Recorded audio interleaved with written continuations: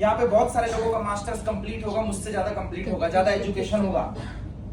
मैं कहता हूँ आप में से कितने ऑडी चलाते हैं? कौन है 8 लाख रुपए महीने का कमा रहा?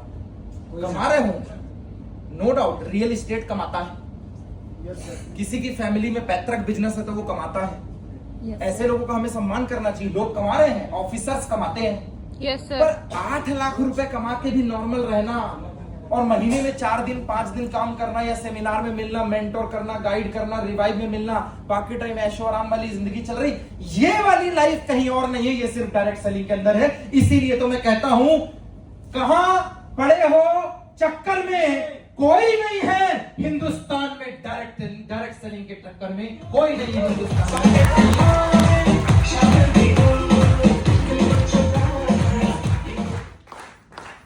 डायरेक्ट सेलिंग की हिस्ट्री ना बहुत पुरानी है।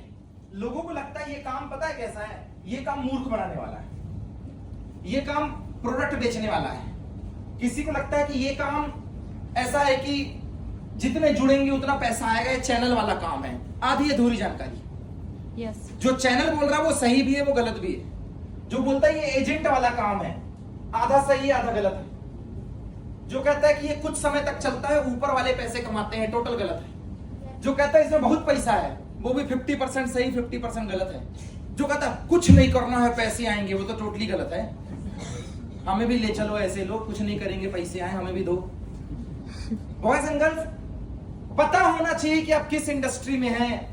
जब आप अपना सरनेम लिखते हैं, निशा मार्फो, जुबेदा खातून, मुकेश शाह, प्रमोद सिंह, आशीष कुशवाहा, पूजा गुप्ता, तो आपसे ऐसे पूछा जाता है आपके फादर का क्या नाम है, तो आप बोलते हैं श्री श्री ये गुप्ता, श्री श्री ये शाह। फिर बोलते हैं दादा का क्या नाम है, कौन से कुल के हो, कौन सी वंशावली है, पैतृक निवासी कहाँ के हो, पैतृक गांव कहाँ का है, अच्छा 7वीं पीढ़ी कहां से आई थी। अगर तुम्हें ये याद नहीं है, तुम्हें ज्ञात नहीं है, या तुम्हें पता नहीं है, तो फिर तुम अभी डाउट वाले आदमी हो। तुम डाउट वाले आदमी हो, तुम्हें कोई कहीं भी डाइवर्ट कर देगा और तुम हो जाओगे, क्योंकि तुम्हें पता ही नहीं कि तुम कहां से आए हो। Yes sir. ऐसे ही होता है डायरेक्ट सेलिंग में। जिसे पता ही नहीं है कि ये बिजनेस क्या है, वो आदमी रील्स के चक्कर में, अरे मैंने तो रील्स देखी थी, वो गोबर में ऐसे झाड़ू लगा रहा था और कहता हेलो गोबर, कहता नहीं रेंज रोवर।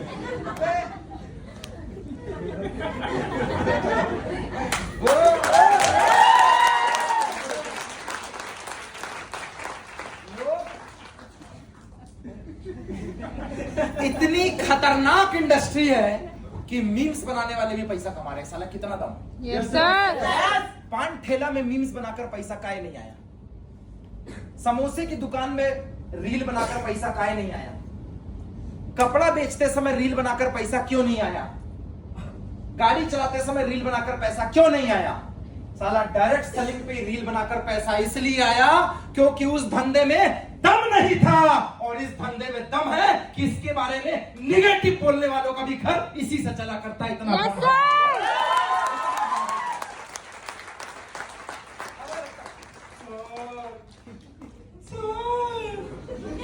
थोड़ा हिस्ट्री जानो। हमें लगता है 2025 का व्यापार है, नहीं 1960 का व्यापार है। 1900 के जमाने का व्यापार है, जब मेरी और तुम्हारी 7वीं पीढ़ी पैदा हुई थी, 125 साल पहले। पहली बार न्यूट्रिशन, सपोर्टिंग फूड, ये वर्ड 1903 में दिया गया था। और उसके पहले जब राजा महाराजाओं का काल होता था ना, तो वस्तु विनिमय प्रणाली चलती थी। Yes sir. आज है चावल 60 रुपया, गेहूं 40 रुपया, भिंडी 30 रुपया। पहले हिसाब पता क्या था? तू भिंडी दे, हमसे लौकी ले ले, बात बराबर। तेरे यहाँ चावल होता है, तू 2 बोरी चावल दे। हमारे यहाँ गेहूं होता है, 2 बोरी गेहूं लो, क्योंकि पैसे वाला सिस्टम नहीं था, वस्तु विनिमय प्रणाली। जो कपड़ा बनाता है वो बर्तन के बदले कपड़ा ले लेता था, जो वेपन्स हथियार बनाता था वो सामान के बदले हथियार ले लिया करता था। मतलब वस्तु जो जो बनाता था उसके बदले दूसरा सामान, व्यापार चलता था, और ऐसे ही लोग जीते थे। लेकिन कपड़े वाले को या कपास वालों को ये लगा कि मेरी चीज कीमती है, तेरी चीज सस्ती है, तो यहां से चालू हुआ सिक्कों का चलन। सोने के सिक्के चलते थे पहले, क्योंकि सोने की इतनी कीमत नहीं थी। आज है gold, oh my God 1 lakh rupees. पहले तो सोना ही तो है साहब। मुझे थोड़ी थोड़ी याद है, 3,500 रुपया तोला तो मैंने सुना है। और पेट्रोल 9 रुपया किलो मैदा था, 17 रुपया लीटर पेट्रोल में सुना। जब मैं दुकान में बैठता था, मैं 4वीं 5वीं में रहा होऊंगा। भाई साहब, डायरेक्ट सेलिंग उससे भी पुरानी है। सिक्के आए, सिक्के के बदले चावल दे दो, गेहूं दे दो। बाद में नोट आए, अभी यूपीआई है, कोई पैसे का झमेला नहीं, बार कोड दिखाओ, खिंची, रोल खत्म। कहते पैसा नहीं है, अकाउंट में पैसा जेब में नहीं है, ला फोन पे कर, गूगल पे कर, पेटीएम कर। साला वस्तु विनिमय प्रणाली बदली। पहले चावल गेहूं से चालू हुई, आज पेटीएम और फोन पे चली गई। लेटेस्ट वर्जन है। Yes sir. मार्केट में लेटेस्ट वर्जन है डायरेक्ट सेलिंग कि भाई साहब, पहले चलता था कोई भी फैक्ट्री का सामान नहीं पहना। आप में से कोई है? मैं तो लुधियाना गया था और वहीं से शॉल और जींस खरीद के लेके आऊं, वही पहनता हूं। अरे तुम मोहल्ले के दुकानदार से लेके आए ऊपर सुधारी में। तुमने पड़ोस वाली आंटी को देख लिया था कि शादी में कपड़ा पहनी थी, वही तुम मांगने गए थे उसके दुकानदार से, वो जो आंटी पहनी वो वाला दे दो हमें। उधारी में 90% लोग वस्तुओं का आदान प्रदान अपने आसपास की चीजों से करते हैं, दुकानदारों से करते हैं। यस और नो? यस। फैक्ट्री कोई नहीं जाता है। कंपनी फैक्ट्री से सामान डिस्ट्रीब्यूटर के पास आता है, वो डीलर के पास जाता है, वो रिटेलर के पास जाता है, फिर छोटे दुकानदार या रिटेलर ही कस्टमर वालों को दे दिया करते हैं। 2-3 स्टेप हुआ करता है, उसके बाद सामान कस्टमर मेरे और आपके जैसे लोगों को मिलता है। आजकल नया ट्रेंड चल रहा है, अमेजोन में इसके लिए जगह है, फ्लिपकार्ट में इसके लिए जगह है, और कुछ लोग डायरेक्ट वेयर हाउस प्रोग्राम भी लेके चल रहे हैं। कंपनी से डायरेक्ट वेयर हाउस में सामान और उससे डायरेक्ट कस्टमर को सामान। अमेजोन में नो स्टॉकिंग, सीधे डीलर डिस्ट्रीब्यूटर से सामान खरीद के कस्टमर तक पहुंचा दो। ऐसे ही हमारी ऑर्गेनाइजेशन डायरेक्ट सेलिंग है। बीच में ना कोई डीलर, ना कोई डिस्ट्रीब्यूटर, ना कोई रिटेलर, सीधे कंपनी से लो सामान ऐसे, जिसे जरूरत है उसे दे दो वैसे, और बीच में बैठ के तुम कमाओ पैसे पैसे और पैसे।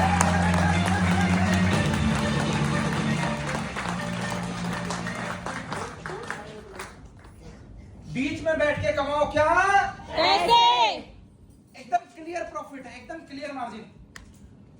भाई साहब, दुनिया में कोई भी फ्री में सामान नहीं बेचता। यस और नो? यस। अगर 10 रुपए की कोका कोला है तो 1 रुपया 2 रुपया उस दुकानदार का है जिसकी दुकान से तुमने उठाया है, हाँ कि ना? yes. और उस दुकानदार को जो देने आया है वो भी तो 50 पैसे 1 रुपए का मार्जिन रखेगा। yes.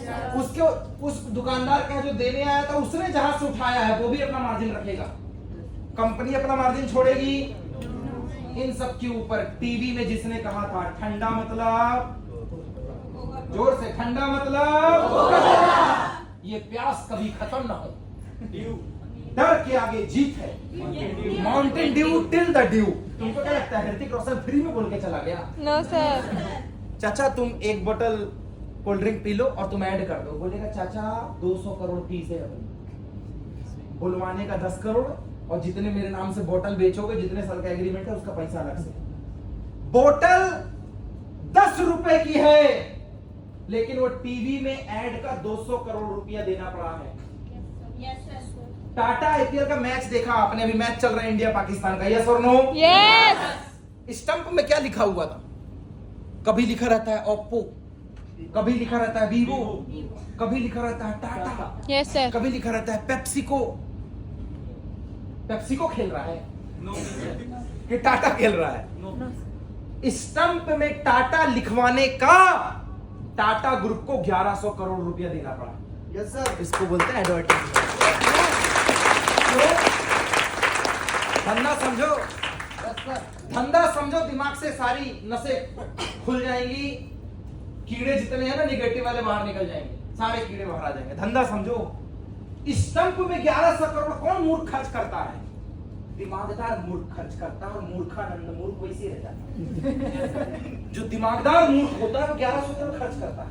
उसको पता है ये मैच देखने के लिए पूरा हिंदुस्तान आएगा, और जब हिंदुस्तान आएगा तो सिर्फ प्लेयर का चौका छक्का तो नहीं देखेगा, जर्सी भी देखेगा, साला जो 1 लाख ऑडियंस वहां बैठी है वो भी देखेगी।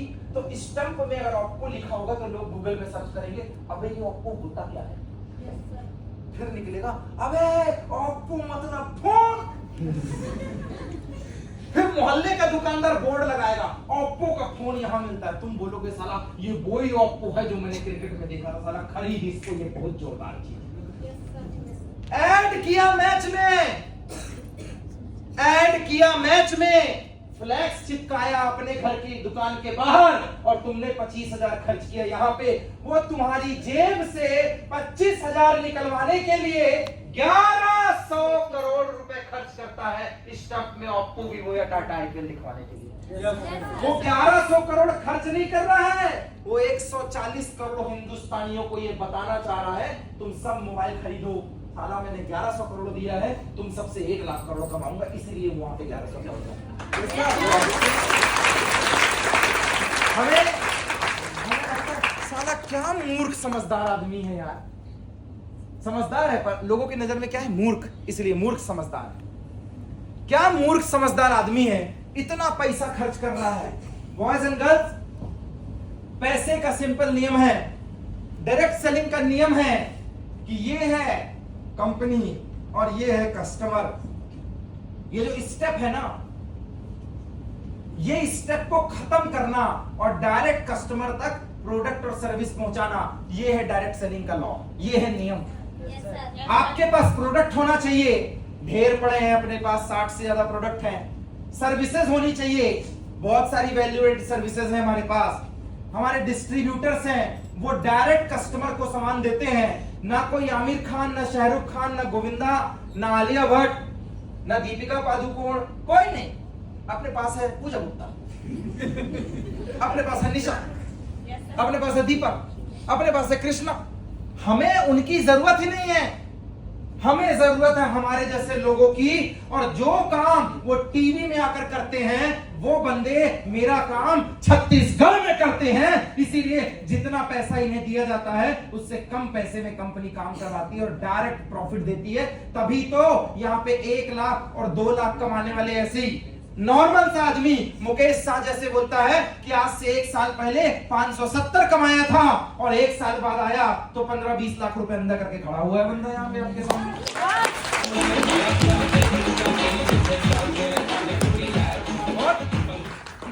बहुत बड़ा फ्यूचर है, बहुत बड़ा फ्यूचर है।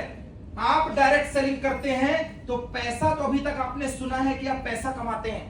आप एज अ मोटिवेशनल स्पीकर बन सकते हैं। इंटरनेट में मेरी वीडियो जब आप मोटिवेशनल स्पीकर डालते हैं तो वहां पे भी आती है। Yes sir. या प्रमोद सिंह डालेंगे तो कुछ लोगों ने रील्स में प्रमोद सिंह मोटिवेशनल स्पीकर डाल के रखा है।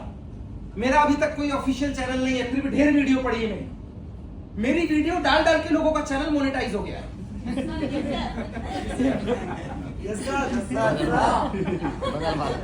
एक ये है, एक वो बिहार का रोशन बीरनवाल है ना, एक हनोत्रे है।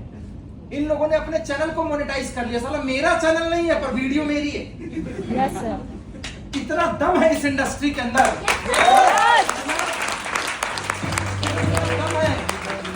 इतना दम है इस इंडस्ट्री के अंदर कि आप मोटिवेशनल स्पीकर बन सकते हैं, आप ऑथर बन सकते हैं, लेखक। आपकी स्टोरी में दम है, आप किताब लिखो ना, दुनिया देखेगी आपको। आज सवाल आपके जवाब सूर्य सिन्हा के, वो क्या था, डायरेक्ट सेलर था। जीत आपकी, यू कैन विन, बेचना सीखिए और सफल बनिए। शिव खेला क्या करते थे, पहले वैक्यूम क्लीनर बेचते थे। आज हिंदुस्तान में ये जो पेट्रोल पंप आप देखते हैं ना, एचपी, इंडियन ऑयल, इसके ट्रेनर है ऑफिशियल। वो बड़े बड़े क्लाइंट बेस है उनका, करोड़ों रुपए लेता है बंदा। निकला यहीं से है, यहीं से निकला है। इंटरनेट पे जितने मोटिवेशनल स्पीकर हैं, जितने भी जो ऑफिशियल ट्रेनिंग देते हैं, सब यहीं से निकले हुए हैं, डायरेक्ट सेलिंग के प्रोडक्ट हैं। This is the power. ये पावर है इस इंडस्ट्री की कि यहाँ पे एक नॉर्मल सा लड़का और लड़की खर्चा निकालने के लिए आता है और कल का मोटिवेशनल स्पीकर, लेखक, राइटर और बड़ी बड़ी उपाधियों से नवाजा जाता है। This is the power and this is the future of direct selling industry, जो लोगों को नहीं पता। Yes sir. लोगों को नहीं पता है, इसलिए लोग मजाक उड़ाते हैं। नेक्स्ट, लोग क्या करते हैं, लोग क्रिप्टो को, फाइनेंस को, ये जो लुट चुके हैं पहले, स्पीक एशिया जैसे लोगों को भी डायरेक्ट सेलिंग समझते हैं। मैं आपको बता दूं, डायरेक्ट सेलिंग का एक प्रोडक्ट होता है।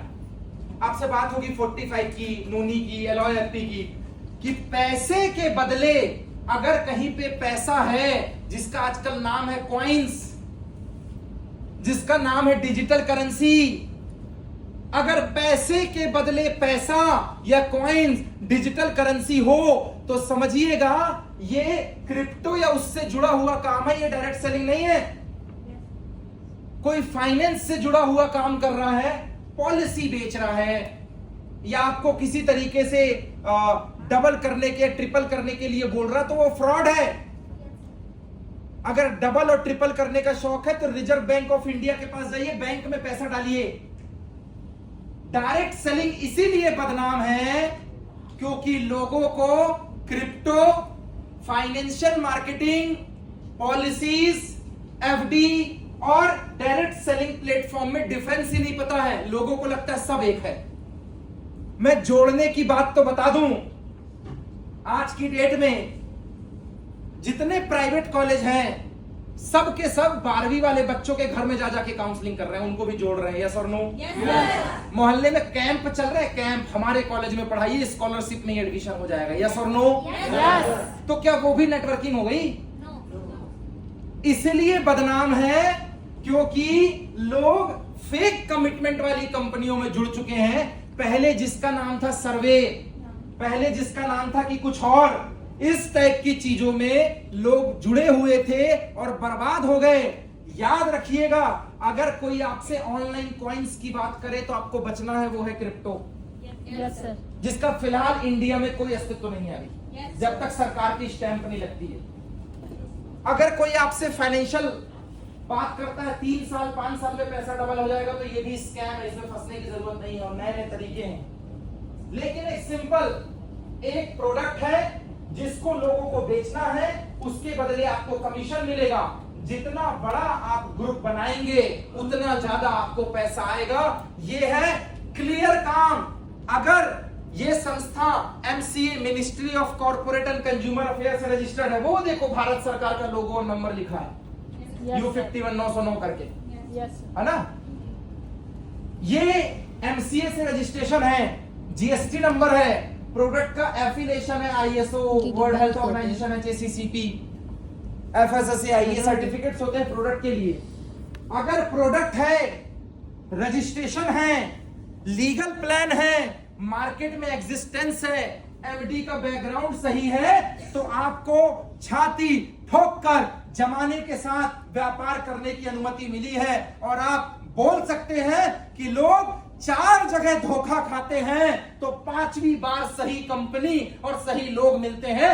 ईश्वर और ऊपर वाले की मेहरबानी थी आपके ऊपर, पहली बार आए, ढंग के लोग मिल गए और हिंदुस्तान की एक लेजिटिमेट कंपनी आपको मिल गई।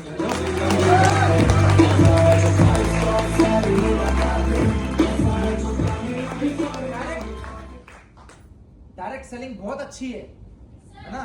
वो वीडियो चलेगा भैया उसके बाद ना। डायरेक्ट सेलिंग बहुत अच्छी है, लोगों के पेट में दर्द हो जाता है। अब मैं कहता हूं, देखना, निशा कही कि उसने 7.5 लाख रुपए की बलेनो ले ली। मैं अभी बात कर रहा था प्रमिला और निधि की। मैं प्रमिला और निधि को देखता हूं तो मुझे लगता है कि 10वीं पढ़ के दोनों निकली है ना? किधर की 10वीं की छोरियां भैया? और हाई वो उतनी देख रहे हो, उसकी हाइट देखो। निधि तो मेरी इतने से आती होगी। अब जब ये लड़की कार ले ले, समझना, मैडम आप आ सकती हो क्या इधर प्लीज? इनके लिए जोरदार तालियां हो जाए। मैंने कहा जोरदार तालियां हो जाए यार, जोरदार। प्लीज हाइट वैसी कम तुम्हारी। ये दोनों लड़कियों ने कार बुक किया, हमने यहाँ फोटो लगवाई। Upcoming car achiever. कितने की गाड़ी है भैया आपकी? 9.5 लाख रुपए। अगर हम लोग 10-10 के नोट का बंडल लगाएं कृष्णा, तो इसकी हाइट बराबर लग जाएगा करीब। साढ़े ऊपर ही जाएगा ये हाइट पैसे। आपकी कितनी गाड़ी है? 9.5 लाख की गाड़ी है। कितनी उम्र है बेटा? 22। कितनी है? 21। देख के तो वैसे तुम 15-16 साल की लगती हो, है ना? मेरे को 10वीं 12वीं के ऊपर कभी नहीं लगे ये। अब ये सर्टिफाइड ट्रेनर है तो इनका मोटिवेशन समझो, इनका मेंटेनेंस समझो, ये डाइट पे रहती है व्हाटएवर। पर मैं कहता हूं, इस हाइट और पर्सनालिटी की लड़की ने कार बुक की, ली नहीं है, बुक की है। अब इसकी टीम की कोई लड़की जाकर बोले, अंकल बहुत अच्छा काम है, मेरे सीनियर में प्रमिला आती है, 9.5 लाख रुपए की कार बुक की है। अंकल को बात हजम होगी? No, sir. उनको लगे पापा ये कौन सा काम है। अभी वो प्रमिला को जानते नहीं, वो निधि को जानते नहीं, उनके पेट में दर्द है। ये इतनी बुचंटी सी लड़की है, इतनी सी, ये गाड़ी बुक कर ली। प्रॉब्लम इसकी गाड़ी नहीं है, प्रॉब्लम ये है सामने वाले के परिवार में, ये मेरे बेटी से कम की उम्र की है तो ये कैसे बुक कर सकती है। साला इस बात में दर्द है माँ बाप Yes, sir. कि अगर ये बुक कर ली है और मेरी बेटी इसके नक्शे कदम पे चली तो कहीं वो भी बुक कर ले तो बाप की पूरी जिंदगी गलत हो जाएगी कि 60 साल के बाद तुम स्प्लेंडर नहीं ले पाए और ये 21-22 साल में 10 लाख रुपए की गाड़ी लेने का दम रखा।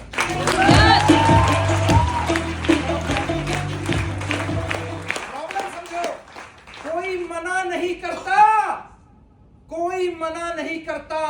तुम्हारा दोस्त भी नेगेटिव नहीं है, उसके माँ बाप भी पैसे नहीं छुपा रहे। प्रॉब्लम उनके पेट में दर्द है क्योंकि 60 साल में जितना उन्होंने किया है लड़की ने 2-3 साल में ठोक बजा के उतना किनारे कर दिया है। मेरे दोस्त इस बात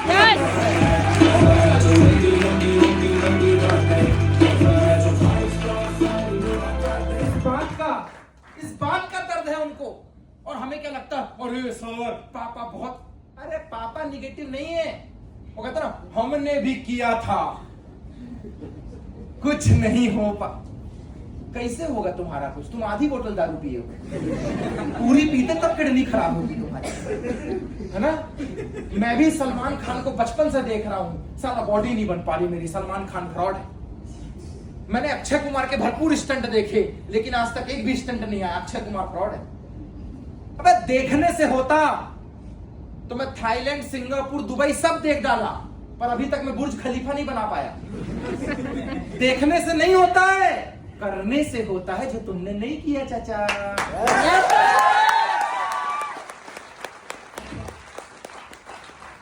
डायरेक्ट सेलिंग ऐसा है साहब कि अगर आप शुरू में काम करते हैं, मुझे लगता है माइक थोड़ा चेंज करना पड़ेगा। डायरेक्ट सेलिंग ऐसा प्रोफेशन है साहब, शुरुआत में लोगों को जब पैसे नहीं आते ना, शुरुआत में क्लियर, शुरुआत में जब लोगों को पैसे नहीं आते, 2 तरीके होते हैं। बचपन में अगर तुम चिंदी चोर थे, मतलब 10-10 रुपया तुमने बचाया होगा, नहीं तू सिगरेट पी रहा है तो तू 5 रुपया दे, मैं 3 रुपए दूंगा क्योंकि मैं आधा पीता हूं और तू साले 3 बार पीता है, तू तो फिल्टर भी पी जाता है। अगर तुम इस टाइप के आदमी हो, है ना, तुम चिंदी चोर आदमी हो, जिसको मेकअप का सामान चाहिए तो सहेली के घर में जाके रेडी होगी, कहीं मेरा सामान ना खर्चा हो जाए। जिसको कपड़े चाहिए तो वो तेरी पिछली बार की ड्रेस है ना, मेरे को वहां जाना है, मैं तेरे घर में ही आके रेडी हो जाऊंगी। कपड़ा नहीं चाहिए, मेकअप भी चाहिए तेरे सुधार। अगर तुम इस टाइप के हो, महा एकदम भयंकर कंजूस टाइप के, तो तुमको लोगों को तुमसे जुड़ने में समय लगेगा।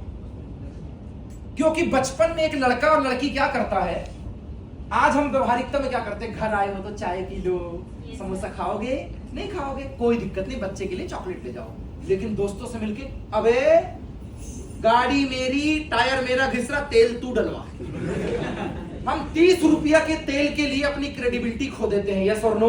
यस। समस्या ये है जो 2-2 रुपए 10-10 रुपए के लिए हम बचपन में लड़ते हैं और उसी व्यक्ति को हम जाके बोलते हैं एक ऐसा काम आया है MIL का, लाखों रुपए कमाएगा, करोड़ों आएंगे, प्रोडक्ट है, हेल्थ है। उसको लगता है साला 5 रुपया तो दे नहीं पा रहा था, बड़ा आया काम लेकर आया है। वो तुम्हें कंपनी वाला नहीं समझता है, वो तुम्हें समझता है ऐसे कंजूस आदमी ने कोई कंपनी लाई है, पक्का साली ये इसी के जैसी होगी। पक्का ये इसी के जैसी होगी। प्रॉब्लम काम में नहीं है, प्रॉब्लम तुम्हारे व्यवहार में है, जिसकी वजह से लोग तुम पे भरोसा नहीं करते हैं। याद रखना, अगर चिंदी चोरी जैसा काम होगा तो लोगों को विश्वास करने में समय लगेगा, क्योंकि मार्केट में तुमने विश्वास खो दिया है। आज जब किसी के यहाँ जाते हो क्या बोलते हो, मैं अंकल नमस्ते, मैं साहू जी का बेटा हूं। वो साहू जी वो स्कूल वाले हैं, मैं वो मिश्रा जी के यहाँ का हूं, मैं तिवारी जी के यहाँ का हूं, मैं वर्मा जी के यहाँ का हूं, मैं हमेशा। आपको इंट्रोडक्शन में अपने पापा और खानदान क्यों बताना पड़ रहा है? आप अपने आप को बताओ ना, हु यू आर। क्योंकि तुमने ऐसा कुछ काम ही नहीं किया। तुम्हारी चिंदी चोरी से तुम्हें फुर्सत नहीं है। गाड़ी चलाते समय साला में 50 का तेल डाला, 3 बार झुका झुका के हिला हिला के, फिर उसके बाद अब मैं घर ले जाऊंगा, साला भले 2 किलोमीटर बंद हो जाएगा, रगड़ के लेके जाऊं, मैं तेल नहीं डलवाऊंगा ज्यादा। तुम्हें लगता है 10-20 रुपए का तेल छूट गया, मेरा तेल डाला हुआ पैसा खत्म हो जाएगा, भगवान। क्रेडिबिलिटी मार ली तुमने। 150 रुपए में तुम सोचो, तुम दाढ़ी बनवाते हो और तुम हेयर स्ट्रेट करवाने गई, सलून वाले ने बोला 50 रुपए, तुमको साला ठेले वाला तो 20 लेता है, तू 50 किस बात का? 30 रुपया नहीं, अब तुम्हारा फेस वॉश बिकना बंद वहां पे। उसको पता है ये 20 रुपया भी देगा ना तो ये महाकंजूस आदमी है।